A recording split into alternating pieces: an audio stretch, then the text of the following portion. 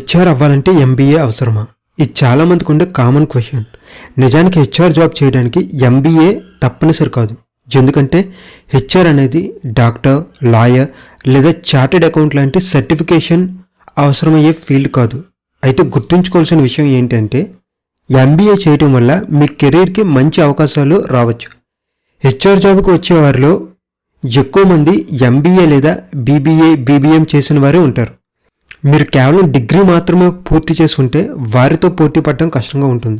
అందువల్ల HR career కావాలంటే MBA regular లేదా డిస్టెన్స్ ఎడ్యుకేషన్ ద్వారా పూర్తి చేయడం మంచిది.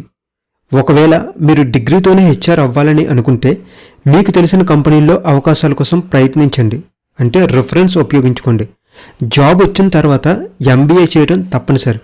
ఇది మీ కెరీర్లో గ్రో అవ్వడానికి ఉపయోగపడుతుంది.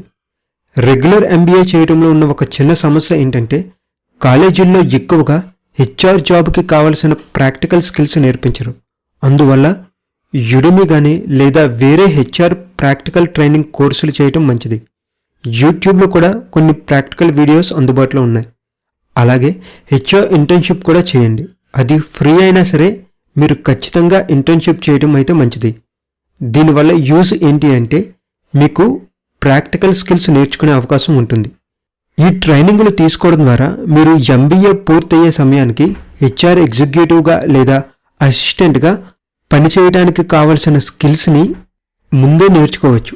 ఎంబీఏ పూర్తయ్యేసరికే మంచి జాబ్ అవకాశం దొరికే అవకాశం ఉంటుంది. లేకపోతే ఎంబీఏ హెచ్ఆర్ పూర్తి చేసిన తర్వాత కూడా మీరు హెచ్ఆర్ జాబ్ తెచ్చుకోవడానికి చాలా స్ట్రగుల్ అవ్వాల్సి వస్తుంది.